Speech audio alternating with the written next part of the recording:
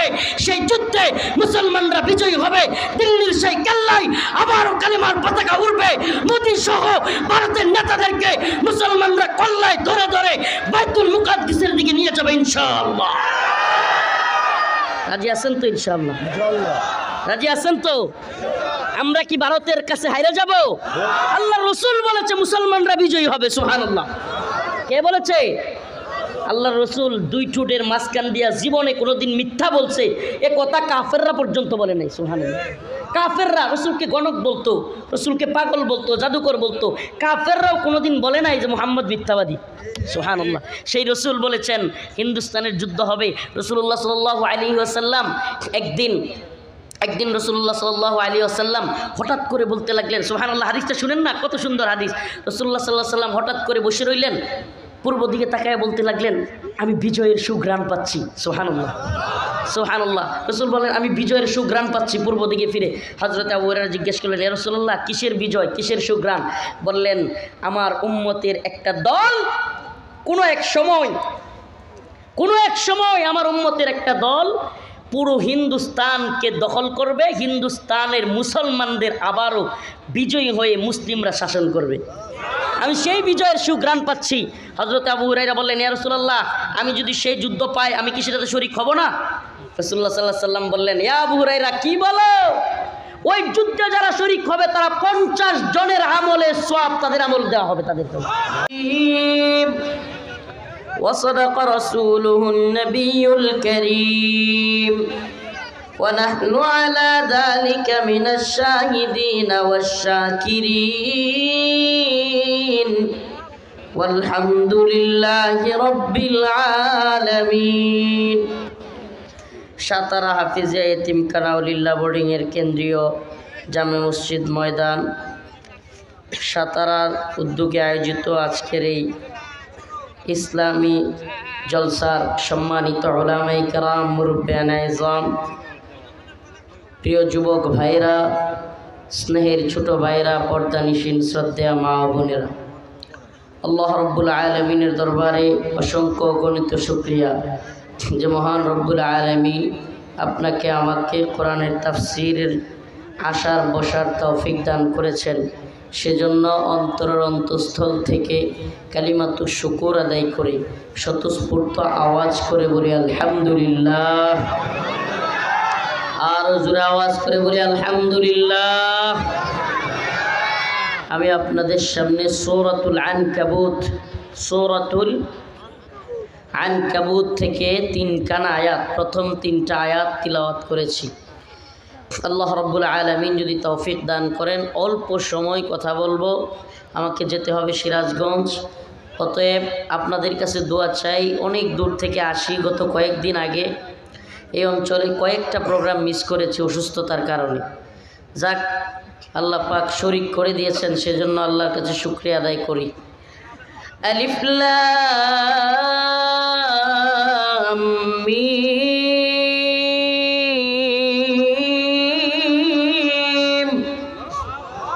আহাসিবান নাস আইয়ুতরাকু আইয়াকুলু আমান্না ওয়া হুম লা ইফতানুন। আল্লাহ রাব্বুল আলামিন বলেন, হে মানুষ, আহাসিবান নাস, তোমরা কি ধারণা করো, তোমরা কি মনে করো, আইয়ুতরাকু, তোমাদেরকে ছেড়ে দেওয়া হবে, আইয়াকুলু আমান্না, তোমরা বলবে আমি ঈমানদার, আমরা ঈমান এনেছি, এখন কাজ নাই কোনো। এখান দিয়ে না, যদি আসতে হয় কোনো কিছু নিয়ে পিছন দিকে আসতে হবে। আবার দাঁড়ায় আছে আলিফ লাম মিম আহাসিবান নাসু আইয়ুতরাকু আইয়াকুলু আমান্না ওয়া হুম লা ইফতানুন।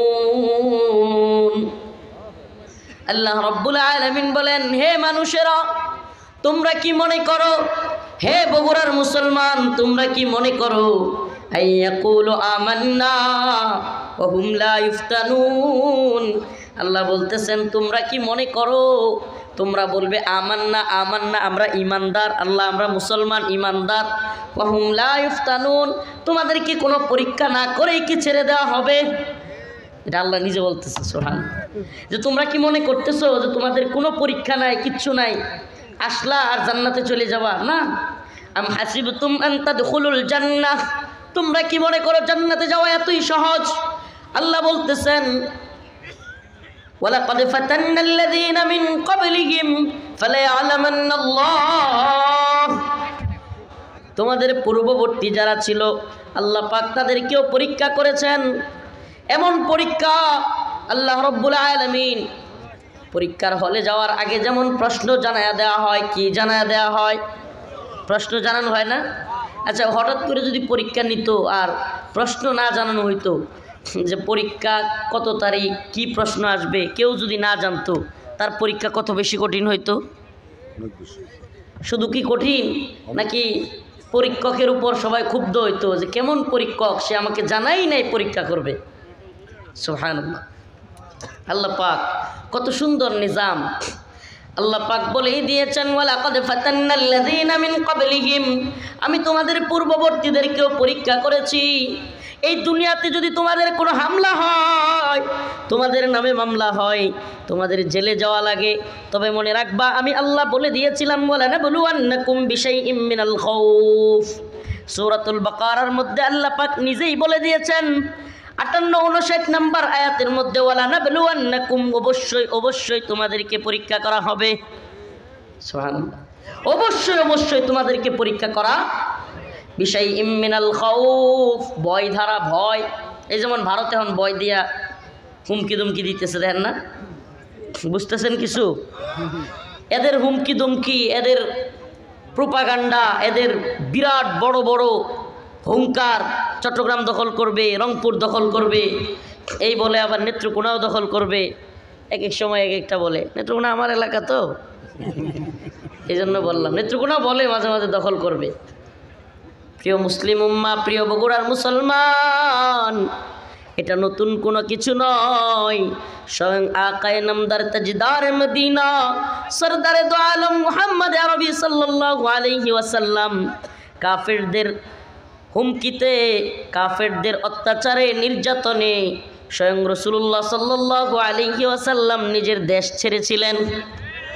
দেশ ছাড়তে বাধ্য হয়েছিলেন, কিন্তু হাসিনার ছাড়া না। হাসিনার পালানো আর রসুলের পালানো কি এক? কয়েকদিন আগে এক আওয়ামী লীগ নেতার ফেসবুকে পোস্ট দেখলাম, যে লিখছে যে রসুল সাল্লাল্লাহু আলাইহি ওয়াসাল্লাম নাকি দেশ ছেড়ে যাইতে হয়েছিল। আরে বন্ডের দল! আল্লাহ রসুল সাল্লাল্লাহু আলাইহি ওয়াসাল্লাম দ্বীনের জন্য, কোরআনের জন্য, ন্যায়ের জন্য, সত্যের জন্য তিনি আল্লাহর পক্ষ থেকে আদিষ্টিত হয়ে দেশ ছেড়েছেন। আর তোমাদের নেত্রী সে কি করেছে? শত শত তালিবুল ইলম ছাত্রদেরকে গুলি করে হত্যা করেছে, শত শত মানুষকে গুম করেছে, খুন করেছে, নির্যাতন করেছে। এদেশের সর্বোচ্চ পর্যায়ের আলেমদেরকে জেলখানায় নিয়ে বন্দি করে ক্রসফায়ার দিয়ে মেরেছে। এদেশের সর্বজন শ্রদ্ধেয় আলেম আল্লামা সাঈদী রাহিমাহুল্লাহকে কারাগার থেকে হত্যা করে তারপর বের করেছে। এদেশের অসংখ্য হাফেজকে, অসংখ্য আলেমকে গুলি করে মেরেছে। আমাদের অসংখ্য আলেমদেরকে জেলখানায় নিয়ে রিমান্ডের নামে নির্যাতন করেছে, নিপীড়ন করেছে। রাসূলুল্লাহ সাল্লাল্লাহু আলাইহি ওয়াসাল্লাম কি এইভাবে কারো উপরে জুলুম করেছিল?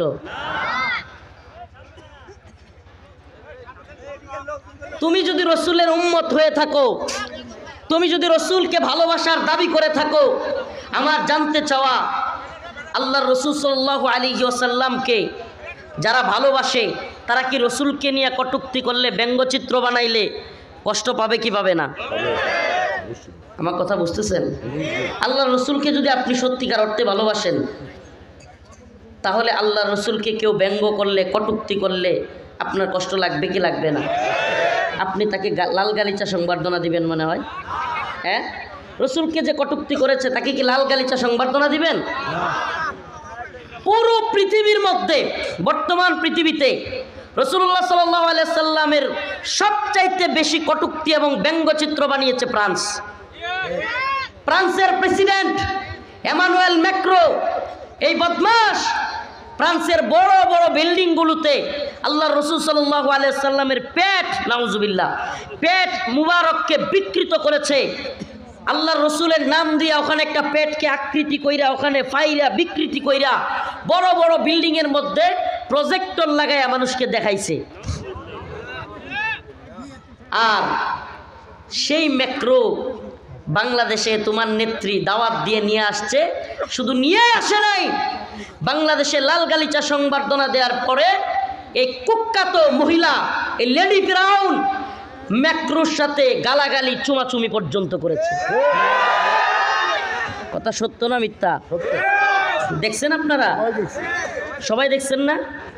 যেই পরিমাণে কষ্ট কারাগারে এই পেপার পত্রিকাতে এগুলো দেখে পাইছিলাম, ম্যাক্রোর মতো বিশ্বের সবচাইতে কুখ্যাত সাতেমে রাসূলের সাথে এত গলাগলি, আবার আমাদেরকে তাহাজ্জুদের গল্প শোনায়। মনে রাখবেন, রাসূলের অপমানে যদি না কাঁদে তোমার মন, মুসলিম নয় মুনাফিক, তুমি রাসূলের দুশমন। রাসূলের অপমানে যদি না কাঁদে তোমার মন, মুসলিম নয় মুনাফিক, তুই রাসূলের দুশমন। তুমি রসুলকে কেমন ভালোবাসো যে ম্যাক্রো রসুলকে নিয়ে ব্যঙ্গচিত্র বানাইছে। এমন কি দেখেন, সুবহানাল্লাহ, তার দেশের জনগণ রসুলকে নিয়ে কটূক্তির অপরাধে তার দেশের জনগণ ডিম চুইরা মারছে। আপনারা ভিডিও দেখেন নাই? তার দেশের জনগণ ইউরোপে, পশ্চিমা বিশ্বে থাইকা প্রেসিডেন্টকে যদি এতটুকু ইমানি শক্তি তাদের হইতে পারে, আর তুমি বলবা হুজুর এটা রাজনীতি, বিভিন্ন দেশের রাষ্ট্রপ্রধানদেরকে আনতে হয়। তোমার কেমন রাজনীতি তুমি শিখলা যে রসুলের বিদ্বেষী, রসুলকে নিয়ে কটূক্তিকারী, ব্যঙ্গচিত্রকারী এই ব্যক্তিকে তোমার লাল গালিচা সংবর্ধনা দিতে হয়? আমি তো বলি রাজনীতি বুঝি না। যদি আমার বাবাও আল্লাহর নবীর বিরুদ্ধে যায়, আমি তারও বিরুদ্ধে যাব। এটাই রসুলের প্রতি ভালোবাসা, এটা ঈমান। আল্লাহর নবীকে যদি কেউ কটূক্তি করে, ব্যঙ্গচিত্র বানায়, আমার বাবাও হয়, আমি আমার বাবারও বিরুদ্ধে যাব। ঠিক কি ঠিক না? আহাসিবান নাস আন ইউতরাকু আন ইয়াকুলু আমান্না ওয়া হুম লা ইফতানুন। আল্লাহ রাব্বুল আলামিন বলেন, হে ঈমানদাররা, হে মানুষ, আন ইউতরাকু আন ইয়াকুলু আমান্না, তোমরা বলবে আমান্না আমান্না, আমরা ঈমান আনছি, আল্লাহ আমি ঈমানদার, আল্লাহ আমি ঈমানদার। আল্লাহ বলেন না, এটা হবে না, তোমাকে পরীক্ষা করা হবে। ওয়ালা নাবলুয়ান্নাকুম বিশাইইম মিনাল খাউফ, তোমাদেরকে ভয় দিয়া পরীক্ষা করা হবে। ওয়াল জু', ক্ষুধা, দারিদ্রতা দিয়া পরীক্ষা করা হবে। ওয়া নাকসিম মিনাল আমওয়াল ওয়াল আনফুস, তোমার জান মাল এগুলো চলে যাওয়ার পরিস্থিতি হবে, এমন বিপদগ্রস্ত তোমাকে করা হবে। বলবেন আল্লাহ আপনিই পাঠাইছেন, আপনারই বান্দা, এত পরীক্ষা করবেন। ভাই, পরীক্ষা ছাড়া পুরস্কার পাইলে এটার মধ্যে কোনো মজা আছে? সত্যি কয়েন, গত 16 বছর কষ্ট করছি, অনেক নির্যাতন নিপীড়ন সহ্য করেছি, কিন্তু যারা নির্যাতন নিপীড়ন সহ্য করে নাই, হাসিনা পালানোর পরে তার খুশি, আর আমরা যারা কষ্ট করছি, নির্যাতন সহ্য করছি, তাদের খুশি কি এক? দেখেন নাই মিছিল যে করছিলাম, লাল লাঠি লিয়া পালাইছে রে পালাইছে, ছাত্রদেরকে নিয়ে মাথা মানে খুশিতে, মানে বুঝেন তো, আমার মাদ্রাসার ছাত্রদেরকে নিয়ে মিছিলে নামছিলাম, পালাইছে রে পালাইছে। কেন? কারণ বিগত 15 বছরে তার কারণে রাসূলের দেশটা পর্যন্ত দেখতে যেতে পারি নাই। আমাকে বিশেষ করে, অনেক আলেমকে, আমাকে বিশেষ করে, আমি আমারটা বলি, পাসপোর্টটা পর্যন্ত দেয় নাই। উমরা করব সেটা পর্যন্ত করতে পারি নাই। আলহামদুলিল্লাহ 3 দিনের মাথায় পাসপোর্ট এবং ভিসা হয়েছে। আল্লাহ পাক আমাকে মক্কা এবং মদিনায় যাওয়ার তৌফিক দান করেছে। তাহলে বলেন, যার কারণে মক্কা মদিনায় পর্যন্ত যাওয়া যায় নাই, সে চলে গেলে আমরা খুশি হয়েছি কি হই নাই? কিন্তু খুশিটা কখন? যখন আপনি পরীক্ষায় পাশ করছেন। পরীক্ষাটা কি? জেল জুলুমের পরীক্ষা আসছে, নির্যাতন আসছে, নিপীড়ন আসছে, আমরা পরোয়া করি নাই। কারাগারে নিয়ে গিয়েছে, আবার বের হয়েছে, আবারও তার বিরুদ্ধে, জালিমের বিরুদ্ধে আমরা কথা বলবার চেষ্টা করেছি। আমাদের বক্তব্য একেবারে ক্লিয়ার, এদেশ নিয়ে ষড়যন্ত্র হচ্ছে। প্রিয় উপস্থিতি, প্রিয় বগুড়ার মুসলমান, এদেশ জাতীয় আন্তর্জাতিক ষড়যন্ত্রের শিকার সবসময়, এখনো জাতীয় আন্তর্জাতিক বিভিন্ন চক্রান্ত চলমান। বর্তমানে একটা ভয়াবহ চক্রান্ত এই হিন্দুত্ববাদী ইন্ডিয়া করতেছে। অনেক দিন হিন্দুত্ববাদী ইন্ডিয়া চেষ্টা করেছে, বন্যা দিয়া চেষ্টা করেছে বাংলাদেশকে নতজানু করাইতে। এখানে রাজনীতিবিদরা আছেন, তারা বলবেন বাংলাদেশ রাষ্ট্রের ইতিহাসে এই সাইফুল ইসলাম আলিফ ভাই চট্টগ্রামে শহীদ হওয়ার আগে বাংলাদেশ থেকে নেতারা এরকম বিবৃতি কিংবা এরকম বক্তব্য কখনো দেয় নাই, আমি দেখি নাই, কখনো না। ভারতের বিরুদ্ধে পুরো জাতি এখন এমন ঐক্যবদ্ধ হয়েছে, ভারতের বিরুদ্ধে আল্লাহ পাক এক সাইফুল ইসলাম আলিফ ভাইয়ের শাহাদাতের মাধ্যমে গোটা জাতিকে এমন ঐক্যবদ্ধ করেছে যে এখন এ জাতি ভারতকে পরোয়াই করে না। আলহামদুলিল্লাহ।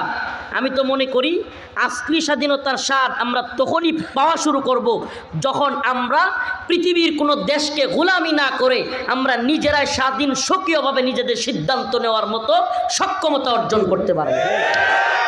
এটা না স্বাধীনতা।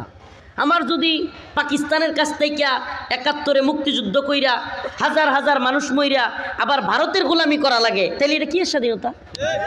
আমাকে বলেন এটা কেমন স্বাধীনতা? এখন যদি ভারত 2024 সালে হাসিনারে দৌড়াইয়ার পরেও এখনও ভারতের চামচামি করা লাগে, তাহলে কিসের স্বাধীনতা? আপনারা যারা জানেন না, সাধারণ মানুষ, রাজনীতিবিদরা তো জানার কথা, বা সচেতন যারা তারা তো অবশ্যই জানে এ দেশটা কখনোই স্বাধীন ছিল না ৭১-এর পর থেকে। আলহামদুলিল্লাহ এখন বলা যায় ৮০% আমরা এই ভারত নামক হিন্দুত্ববাদী সাম্রাজ্যবাদী আধিপত্যবাদী শক্তি থেকে ৮০% আলহামদুলিল্লাহ স্বাধীন। এখনো 20% সমস্যা আছে। এই 20% সমস্যা কিছু এখনো পর্যন্ত কিছু উপদেষ্টা, কিছু মিডিয়া এবং কিছু এদের চেলাচামুন্ডারা, দালালরা এখনো পর্যন্ত বাংলাদেশের অনেক শীর্ষস্থানীয় পর্যায়ে বসে আছে।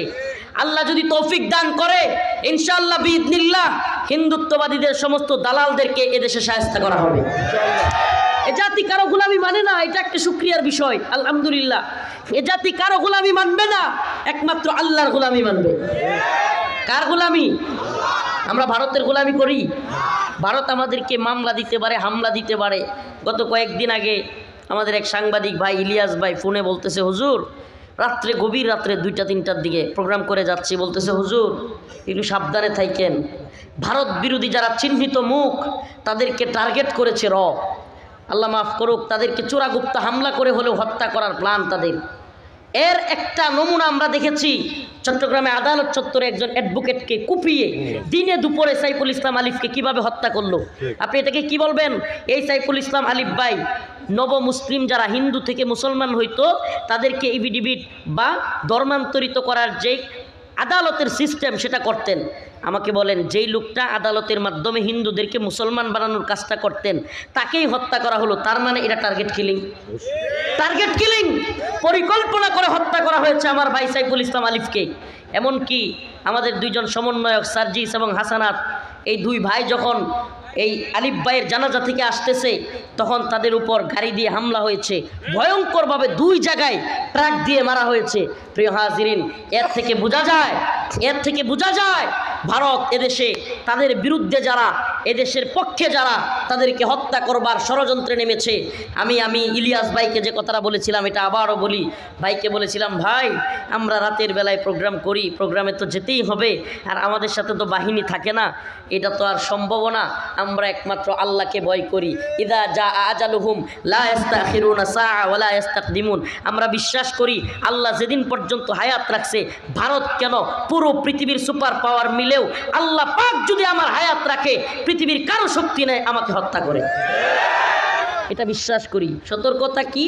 সতর্কতা এতটুকুই যে আমি জানলাম, হ্যাঁ এটা একটা কথা মনে রাখবেন, চোর আগামীকালকে চুরি করবে কিংবা ডাকাত আগামীকালকে আপনাদের এলাকায় কিংবা বাড়িতে ডাকাতি করবে, এটা যাই না রাখায় অনেক বড় ফায়দা আছে।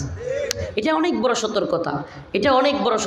এই জন্য প্রিয় মুসলমান, প্রিয় বগুড়াবাসী, আপনাদেরকে বলি আমরা কারো দালালি করব না। আমাদের উপর পরীক্ষা আসবে, জ্বর আসবে, হামলা আসবে, মামলা আসবে, আমাদেরকে রিমান্ডে নেওয়া হবে। আমাদের মামলা হলেও আল্লাহু আকবার বলবো, আমাদেরকে জেলখানায় নেওয়া হবে তবুও আল্লাহু আকবার বলা হবে।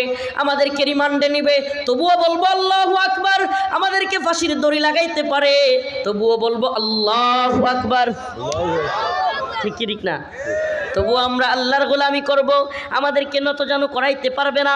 আমাদেরকে যদি মনে করে আমাদেরকে থ্রেট দিয়া ভয় দেখায় হামলা মামলার হুমকি ধমকি দেয়া ভারত আমাদেরকে গোলামি করাবে পারবে না। আমরা কামানের মুখোমুখি দাঁড়িয়েও আল্লাহু আকবারের ধ্বনি দিব। রাজি আছেন তো ইনশাআল্লাহ? আসুক না যত বাধা যত ঝড় সাইক্লোন, রাসূলের পথে মোরা চলবই। এ জীবন বাজি রেখে দিনের নিশান মোরা বাংলার আকাশে উড়াবই। রাজি আছেন তো ইনশাআল্লাহ? আসুক না যত বাধা যত ঝড় সাইক্লোন, রাসূলের পথে মোরা চলবই। এ জীবন বাজি রেখে দিনের নিশান মোরা বাংলার আকাশে উড়াবই। মোরা কামানের মুখোমুখি দাঁড়িয়ে আল্লাহু আকবার বলবই। আসুক না যত বাধা যত ঝড় সাইক্লোন, জিহাদের পথে মোরা চলবই। এ জীবন বাজি রেখে দিনের নিশান মোরা বাংলার আকাশে উড়াবই। আমরা তো সেই নবীর উম্মত যেই রাসূল বলেছেন আমার উম্মতের কোনো বাহিনী যদি 12,000 হয়, কয় হাজার? পৃথিবীর কোনো শক্তি নাই আমার উম্মতের 12,000 বাহিনীকে কোনো সুপার পাওয়ার নাই পরাজিত করে। সুবহানাল্লাহ বলেন না? আল্লাহ রসুলের 313 জনের সাহাবীদের বাহিনী বিজয়ী হয়েছিল কি হয় নাই? আফগানের বাহিনী আমেরিকা, ব্রিটেন, ফ্রান্স, জার্মানি, রাশিয়ার বিরুদ্ধে বিজয়ী হয়েছে কি হয় নাই? রাশিয়ায় বাশার আল আসাদ পুতিনের বিরুদ্ধে, ইরান, রাশিয়া এবং বাশার আল আসাদ এদের 54 বছরের শাসনের ক্ষমতার ইতিহাস পাল্টে দিয়েছে মুজাহিদরা 12 দিনের জিহাদ করে। সুবহানাল্লাহ। দিকে দিকে আজ মুসলমানদের বিজয় ধ্বনি। পরীক্ষা আসবে, জ্বর আসবে, মামলা হামলার হুমকি ধমকি আসবে। ভারত আমাদেরকে হুমকি দিচ্ছে। আমরা তো বলি আমরা সেই রসুলের উম্মত যেই রসুল সাল্লাল্লাহু আলাইহি ওয়াসাল্লাম বলেছেন ইসাবাতান মিন উম্মতি আখরাজাহুমাল্লাহু মিনান নার, ইসাবাতুন তাগজুল হিন্দা ওয়া ইসাবাতু মা ঈসা ইবনে মারইয়াম। ও উম্মতের যুবকেরা, আমরা প্রত্যেকটা জায়গায় গিয়ে চেষ্টা করি এই হাদিসটা বলার জন্য। প্রত্যেকটা জায়গায় গিয়া উম্মতে মুসলিমার যুবকদেরকে টার্গেট করে আমরা জজবাটা ধরে দিতে চাই। রাসূল বলেছেন আমার উম্মতের 2টা বাহিনীকে আল্লাহ পাক জাহান্নামের আগুন থেকে মুক্তি দিবেন। একটা দল হলো ইসাবাতুন তাগজুল হিন্দা, যেই দলটা গজওয়াতুল হিন্দে শরীক হবে। আরে মুহাম্মদ আরবি তো এমন এক নবী যার 2 ঠোঁটের মাঝখান দিয়া জীবনে কোনোদিন মিথ্যা বলেন নাই। তিনি বলেছেন গজওয়াতুল হিন্দ আসন্ন। হিন্দুত্ববাদী ব্রাহ্মণ্যবাদী তাগুতি শক্তির বিরুদ্ধে মুসলমানদের এক যুদ্ধ হবে। সেই যুদ্ধে মুসলমানরা বিজয়ী হবে। দিল্লির সেই কেল্লায় আবারও কালিমার পতাকা উড়বে। মোদী সহ ভারতের নেতাদেরকে মুসলমানরা কল্লায় ধরে ধরে বাইতুল মুকাদ্দিসের দিকে নিয়ে যাবে ইনশাআল্লাহ। রাজি আছেন তো ইনশাআল্লাহ? রাজি আছেন তো? আমরা কি ভারতের কাছে হাইরে যাব? আল্লাহ রসুল বলেছে মুসলমানরা বিজয়ী হবে। সুবহানাল্লাহ। কে বলেছে? আল্লাহ রসুল 2 ঠোঁটের মাঝখান দিয়া জীবনে কোনোদিন মিথ্যা বলছে এ কথা কাফেররা পর্যন্ত বলে নাই। সুবহানাল্লাহ। কাফেররা রসুলকে গণক বলতো, রসুলকে পাগল বলতো, জাদুকর বলতো। কাফেররাও কোনোদিন বলে নাই যে মুহাম্মদ মিথ্যাবাদী। সুবহানাল্লাহ। সেই রসুল বলেছেন হিন্দুস্তানের যুদ্ধ হবে। রাসূলুল্লাহ সাল্লাল্লাহু আলাইহি ওয়াসাল্লাম একদিন রাসূলুল্লাহ সাল্লাল্লাহু আলাইহি ওয়াসাল্লাম হঠাৎ করে বলতে লাগলেন, সুবহানাল্লাহ, হাদিসটা শুনেন না, কত সুন্দর হাদিস। রাসূলুল্লাহ সাল্লাল্লাহু আলাইহি ওয়াসাল্লাম হঠাৎ করে বসে রইলেন, পূর্ব দিকে তাকায় বলতে লাগলেন আমি বিজয়ের সুঘ্রাণ পাচ্ছি। সুবহানাল্লাহ, সুবহানাল্লাহ। রাসূল বলেন আমি বিজয়ের সুঘ্রাণ পাচ্ছি। পূর্ব দিকে ফিরে হযরত আবু হুরায়রা জিজ্ঞেস করলেন ইয়া রাসূলুল্লাহ কিসের বিজয়, কিসের সুঘ্রাণ? বললেন আমার উম্মতের একটা দল কোনো এক সময় আমার উম্মতের একটা দল পুরো হিন্দুস্তানকে দখল করবে। হিন্দুস্তানের মুসলমানদের আবারও বিজয়ী হয়ে মুসলিমরা শাসন করবে। আমি সেই বিজয়ের সুঘ্রাণ পাচ্ছি। হযরত আবু হুরায়রা বললেন ইয়া রাসূলুল্লাহ আমি যদি সেই যুদ্ধ পাই আমি কি সেটাতে শরীক হব না? রাসূলুল্লাহ সাল্লাল্লাহু আলাইহি ওয়াসাল্লাম বললেন ইয়া আবু হুরায়রা কি বলো? ওই যুদ্ধে যারা শরীক হবে তারা 50 জনের আমলের সওয়াব তাদের আমল দেওয়া হবে তাদেরকে। হযরত আবু হুরায়রা বললেন ইয়া রাসূলুল্লাহ কোন 50 জন? তাদের 50 জন? আল্লাহ রসুল বললেন না, আমি বানিয়ে বলছি না, রসুলের হাদিস। আল্লাহ রসুল বললেন না, তাদের 50 জন নয়, তোমাদের 50 জনের সওয়াব তার আমল নামায় দেওয়া হবে যে গজওয়াতুল হিন্দে শরীক হবে। আমি তো মনে করি, আমি বিশ্বাস করি আল্লাহ রসুলের সেই বাণী। আমাদের ভাই নামটাও কি সুন্দর, সাইফুল ইসলাম আলিফ। আলিফ দিয়া কি শুরু, আরবি হরফের শুরু কোন হরফ দিয়া? আলিফ। আমার তো মনে হয় আল্লাহ পাক তাকে গজওয়াতুল হিন্দের প্রথম যেই শহীদ সেই হিসাবে আমার ধারণা আল্লাহ আলিফ দিয়ে শুরু করলেন। আলিফ দিয়া এমন শুরু করলেন যে এক আলিফ দিয়া পুরা এই অঞ্চলের মুসলমানরা ভারত বিরোধী হয়ে গেল। কি জাগরণ, সুবহানাল্লাহ। একজন মানুষ মরছে, কয়জন মরছিল? এক আবু সাইদ ভাই এইভাবে হাত তুইলা হাসিনা বলাইছে, ঠিক কি ঠিক না? এত মানুষ মারা লাগে না, মানুষের জাগরণ তৈরি হওয়ার জন্য, বিপ্লবের জন্য, বিদ্রোহের দাবানল জ্বলতে এক আধজনই যথেষ্ট, ঠিক কি ঠিক না? আমরা জীবনে কোনোদিন দেখি নাই কি সর্বনাশ। যখন সাইফুল ইসলাম আলিফ ভাই শহীদ হইল তখনকার একটু হালতটা, মিডিয়ার হালতটা আপনাদের সবারই মনে থাকার কথা, তবু আর একটু মনে করাই দেই। উমা চিন্ময় দাসরে গ্রেফতার করছে, তারা গিয়া প্রিজন ভ্যানে হামলা করতেছে, হাজার হাজার লোক আটকায় দিচ্ছে। উমা পুলিশের উপরে আক্রমণ করে, সেনাবাহিনীর উপর আক্রমণ করে, কি একটা অবস্থা। সুবহানাল্লাহ। যেমনি মুসলমানরা শহীদ সাইফুল ইসলাম আলিফ ভাইয়ের হত্যার দৃশ্য দেখে মুসলমানদের কলিজায় আঘাত লাগছে, চট্টগ্রামের মুসলমান রাজপথে নাইমা গেছে, সব মানুষ খেপে গেছে গা। এরপরে সেনাবাহিনী রাত্রেবেলায় গোপালগঞ্জেতে সূর্যই উঠেছে, বাকিটা বললাম না। রাত্রেবেলায় যখন সাইজটা করে দিল সেনাবাহিনী, ওমা 2 দিন পরে নিউজ, চিন্ময় প্রভুর, চিন্ময় দাসের কোনো আইনজীবী নাই। সুবহানাল্লাহ কন্যা। মানে আগে কি হয়েছে, 2 দিন আগে কি হয়েছে, তার জন্য প্রিজন ভ্যান ঘেরাও করে ফেলছে, তার জন্য পুলিশকে কি আক্রমণ করতেছে, হাজার হাজার লোক তার ভক্ত, হাইরে সমর্থকের অভাব নাই। যেমনি একটু মায়ের খাইছে মুসলমানরা খেপে গেছে গা। এটা হলো কি জানেন, এদের জনপ্রিয়তা, এদের এই হুমকি দামকি, এগুলো হলো বেলুনের মতো, আপনি জাস্ট একটা সুই দিয়ে ফুটা করতে পারলেই শেষ। সুবহানাল্লাহ। এই জন্য মুসলমানদের দরকার ওই সুইটা নিয়ে কে আসবে। ও ভাই, ইতিহাস একটু পড়েন না, মুহাম্মদ বিন কাসিমের ছোট্ট এক বাহিনীকে দেখা ভারতের তৎকালীন বাদশা সুই নেই পালাইছিল। সুবহানাল্লাহ কন্যা। সুই নাই পালাইছিল। সুলতান মাহমুদ গজনবীর কথা সুই নাই, ভারতীয় হিন্দুত্ববাদীরা পালাইছিল। মুসলমান ইমানদার, মুসলমান ইমানদার, মুসলমানরা বীরের জাতি, আল্লাহর রসুলের উম্মত, বীরের জাতি। এই বীরের জাতির ভয়ে, আরে রসুল বলেছেন ইমানদাররা জিন্দা, কাফেররা মুর্দা। আমার কথা নয় এটা, ইমানদাররা জিন্দা, কাফেররা মুর্দা। অন্তর সারা মাঠ ভরা যদি মুর্দা থাকে, একটা লোক জীবিত থাকে, পুরা মুর্দারা সব লাশ। এই জীবন্ত লোকের কি ক্ষতি করতে পারবে? সুবহানাল্লাহ। কি ক্ষতি করতে পারবে? এটা ইমানি বিশ্বাস, এটা লাগবে সবচাইতে জরুরি। আফগানিস্তানে আমেরিকা হারতো না, আফগানিস্তানের ইমানদারদের শক্তির কারণে হেরেছে। ফিলিস্তিনে মুসলমানরা এতদিন টিকতে পারতো না কেন? আপনারা নিউজ দেখেন নাই? নেতানিয়াহু দাম্ভিকতার সাথে বলেছিল 24 ঘন্টার মধ্যে হামাসকে ধ্বংস করে দিব, পরে কয় 48 ঘন্টার মধ্যে ধ্বংস করে দিব। সুবহানাল্লাহ। 1.5 বছর 2 বছর জায়গা, এখনও কিছুই করতে পারে নাই। এখন দেখে হামাসের উপর দিয়া যেমন এক দেশ, নিচ দিয়া আরেক দেশ। সুবহানাল্লাহ কন্যা, আরো জোরে বলেন সুবহানাল্লাহ।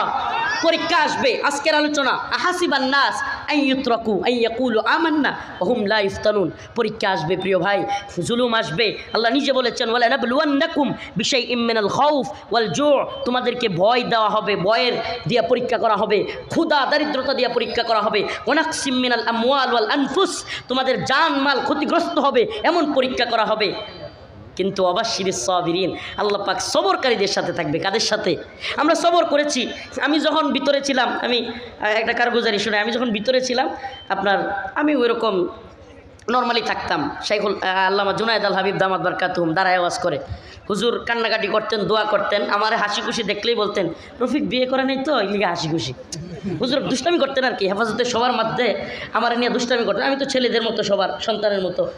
তো আমারে বলতেন যে বিয়ে শাদী করে নাই তো রফিক, এর জন্য মানে সে হাসি খুশি থাকে। আল্লামা জুনায়েদ আল হাবিব সাহেব হুজুর এই কথা বলতেন। কিন্তু আমি বলতাম, যেটা সত্যি কথা বলি, আল্লাহ মাফ করুক, আমি বলতাম আমি যদি স্বাভাবিকভাবেও বাঁচি, আল্লাহ যদি আমারে বাঁচায়, হাসিনা আগে অন্তত মরবো। মরলে হইলো তো বাড়ি তার মুখ, কথা কর না, মরলে হইলো তো বাড়ি তার মুখ। তা কানমুখির লেগে আল্লাহ একদিন না একদিন, আমি চাচা ডাকতাম, চাচা বাচিদা পাশাপাশি রুমে থাকতাম। আব্দুল সালাম পিন্টু, বিএনপির সাবেক মন্ত্রী, মিথ্যা অপবাদে এই লোকটা যে কত একজন নিরীহ এবং খুব ভালো মানুষ, আমি একসাথে ছিলাম পাশাপাশি রুমে, আব্দুল সালাম পিন্টু আঙ্কেল। তো আমি এই চাচার সাথে ছিলাম। চাচা তারা বলতাম মাঝে মাঝে, চাচা খুব হতাশ হয়ে যেত, মাঝে মাঝে খুব কষ্ট পাইতো। এই বক্তব্যটা আমি টাঙ্গাইল ওনার বাড়িতে গিয়েও দিছিলাম, যে একদিন ঈদের দিন ওনারে খাবার সব বন্দীদেরকে ঈদের দিন জেলখানায় খাবার দেয়। এই বেচারা গেছে, আমারে খাবার দিছে, কিন্তু এই বেচারার খাবারটা ফিরাই দিছে। আরে এই মনটা এত খারাপ হয়েছে, মেয়েটা আসছে, ছোট্ট একটা নাতি আসছে, খাবারটা দেয় নাই, দেখা সাক্ষাৎ করতে দেয় নাই। তো কান্দা কান্দা মানে কান্না কান্না চোখ, মনটা ভীষণ খারাপ। আমি ডাক দিয়ে আমার রুমে নিলাম, পাশাপাশি রুম নিয়া আমার আম্মা যে খাবারটা বাড়াইছে ওটা বসায় খাওয়াইলাম। বললাম, চাচা, যে কথাগুলো বলছিলাম, চাচা কোনো দিন বের হলে যদি বলে, চাচা হতাশ হয়েন না, লা তাহজান ইন্নাল্লাহা মা'ানা, আল্লাহর সাথে আছে আমাদের। এমন ধরা আল্লাহ ধরবে হাসিনারে, এই যে আপনার কান্না, আমার সবাদ, আমাদের কান্না, এমন ধরা ধরবে, কই থেকে ধরবে, দেখবেন হাসিনার পতন এমন ভয়াবহ হবে যেটা পুরো পৃথিবীতে ইতিহাস হয়ে থাকবে। ইতিহাস হয়েছে কি হয় নাই? আজকে হাসিনা হয়ে গেছে পুরো পৃথিবীর পালায়া যাওয়াদের রোল মডেল। পুরো পৃথিবীর পালায়া যাওয়াদের রোল মডেল কে? হাসিনা 40 মিনিটের বক্তব্য লিখতে চাইছিল, পারে নাই। পারছে? বাশার আল আসাদও নাকি চাইছিল, পারে নাই। রোল মডেল হয়েছে নি, মানে বাশারও চাইছিল কিন্তু পারে নাই। এই যে রোল মডেল শুরু হয়েছে, ইনশাআল্লাহ বিইذনিল্লাহ সমস্ত জালেমদের পরিণতি একই হবে। তবে আমাদের কি করতে হবে? পরীক্ষা আসলে সবর করতে হবে। আজকের আলোচনা, পরীক্ষা আসবে, আরও পরীক্ষা আসতে পারে, আল্লাহ না করুক। আমরা যুদ্ধ চাই না, কিন্তু ভারত আমাদের দিকে একটা যুদ্ধ চাপায় দিতে যাচ্ছে, নিজেরা না লাগলেও প্রক্সি ওয়ার যেটাকে বলে, পার্শ্ব যুদ্ধ। মায়ানমারে একটা নতুন দেশ গঠন হচ্ছে, রাখাইন রাজ্য, এটাতে আরাকান আর্মি নামে ওই সরকার, একেবারে আমাদের কাছে গোয়েন্দা নিউজ আছে, ওখানে সন্তুলাল শর্মা এবং চট্টগ্রামের ওই মন্ত্রী যেটা ছিল বদমাইশ, পার্বত্য বিষয়ক মন্ত্রী, বা না সন্তুলাল শর্মা এবং হলো বীর বাহাদুর ওয়াসি সিং নাকি বীর বাহাদুর, ওই বদমাইশ অলরেডি ওই অঞ্চলে গিয়া হিন্দুত্ববাদী রয়ের মাধ্যমে আমাদের দেশের রোহিঙ্গাদের থেকেও কিংবা ভারতীয় বাহিনী থেকেও বিভিন্ন বাহিনী তৈরি করে মায়ানমার অঞ্চলে, বাংলাদেশ সীমান্তে বিশৃঙ্খলা সৃষ্টির পায়তারা করতেছে। আল্লাহ পাক আমাদের সমস্ত নির্যাতন থেকে, সমস্ত ষড়যন্ত্র থেকে হেফাজত করুক, বলেন আমিন। আমি সিরাজগঞ্জ যেতে হবে, দোয়া চাই খাস করে। আসসালামু আলাইকুম ওয়া রাহমাতুল্লাহি ওয়া বারাকাতুহু। আল্লাহ পাক পরীক্ষা আসলে আমরা পরীক্ষায় প্রয়োজনে পাস করব, সবর করব তো ইনশাআল্লাহ। আসসালামু আলাইকুম।